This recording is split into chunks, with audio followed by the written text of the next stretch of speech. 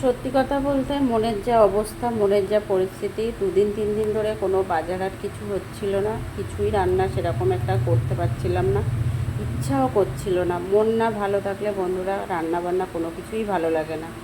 তো যাই হোক বন্ধুরা, কেমন আছো সবাই? আশা করি ভালো আছো, আমিও ভালো আছি, এখন আপাতত একটু ঠিক আছি। তো দেখো, আজকে বাজার থেকে ইলিশ মাছ নিয়ে চলে এসছে, চিচিঙ্গে নিয়ে এসেছিলো, সাথে পনির নিয়ে এসেছিলো।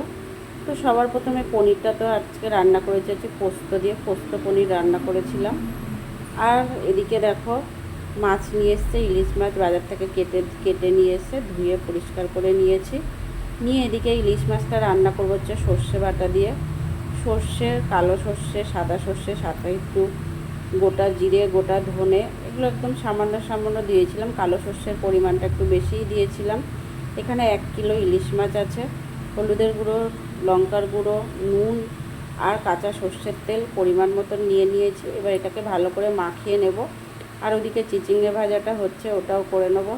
তো তোমাদের সাথে একটা কথা বলি, মনে খুব দুঃখ, খুব কষ্ট, যাই থাকুক না কেন, ভিডিও তো বানাতেই হবে। কেন কি, আমরা ফেসবুক ইউটিউবে যারা কাজ করতে এসেছি, অ্যাকচুয়ালি এটা আমাদের কাজটা তো করতেই হবে।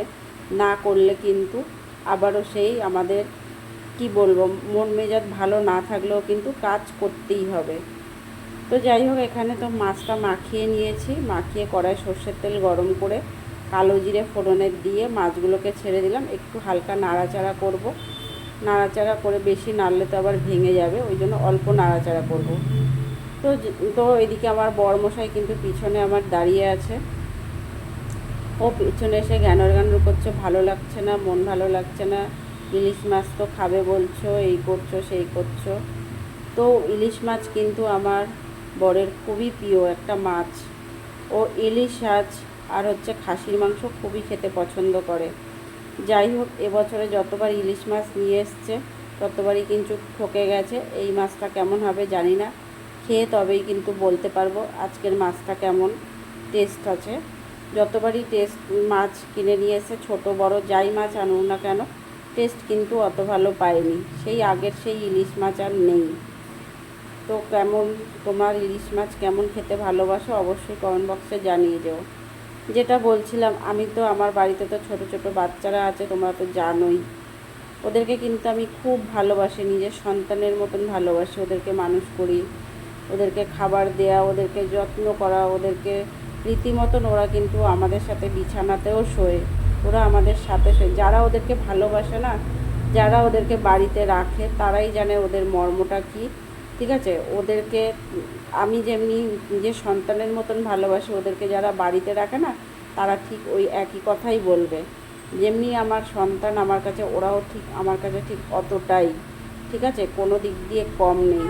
তা ওদেরকে যেমনি আমি যত্ন করি, স্নান করানো, গায়ে পাউডার দেওয়া, সাবান শ্যাম্পু দেওয়া, ওষুধ দেওয়া, টাইমে টাইমে খেতে দেওয়া, ওরা যেটা খেলে ওদের ভালো লাগে সেটা খেতে দেওয়া, টাইমে টাইমে ওদের ওদের সব কিছু মানে সেট আপ আছে। ঠিক আছে, ওদের যত্ন করা সমস্ত কিছু আমি তো করি, সাথে আমার হাজব্যান্ড যে সেও করে। আমার হাজব্যান্ড বেশি সময়ই করে। ওরা যখন ছোট ছিল না, ঘরের মধ্যে পটি করে দিলে ওদের পটি পরিষ্কার থেকে সব কিছু করে। তো যাই হোক, আমাদের যে একটা ও মানে এত বুঝদার ছিল, ওর নাম হচ্ছে বুলেট। ওর ভিডিও তোমাদের মাঝে মাঝে দেখিয়েছি বা ছেড়েছি, তোমরা দেখেছো, ফেসবুকে আছে, ওর ফটো আছে। ও এত ভালো বুঝতো, এত জাস্ট একদিনের শরীর খারাপে, একদিন হচ্ছে ও ঝিমিয়েছিল, পরের দিনকেই ওকে ওষুধ টষুধ সব কিছুই দিয়েছি। তার পরের দিনকে সকালবেলা উঠে দেখছি ও আর আমাদের মধ্যে নেই। মানে বলতেও খারাপ লাগে, হ্যাঁ, ও আমাদের মধ্যে নেই। তাই জন্য আজকে প্রায় 3 দিন হয়ে গেছে, না আমরা ঘরে ঠিক মতন রান্না করতে পেরেছি, না ঠিক মতন খেতে পেরেছি, না ঠিক মতন মানে কেউ কারোর সাথে কথা বলেছি। তো যাই হোক, দেখো এখানে, দেখো এখানে আমার বাচ্চা আরও যারা আছে তাদের জন্য মাছ সিদ্ধ করেছি। এদিকে বর আছে পিছনে দাঁড়িয়ে, বলছে যে দেখো আজকে কিন্তু কিছুই ভালো লাগছে না, জানো তো, মাথা ঘুরছে, টেনশান হচ্ছে, কেমন বুকটা ব্যথা করছে, মানে পুরো ওরা আমাদের সন্তানের মতন। তো ও বলছে যে আমার একটু কিছু ভালো লাগছে না, মন মেজাজ ভালো লাগছে না, এত খারাপ লাগছে, কি বলবো। বলছে দূর যা। আমি বলছি দেখো, রান্নার কালারটা কেমন হয়েছে। ও আমাকে বলছে দুধ যা হয়েছে হয়েছে, ছাড়ো তো এইসব আর বলো না আমাকে, আমার ভালো লাগছে না।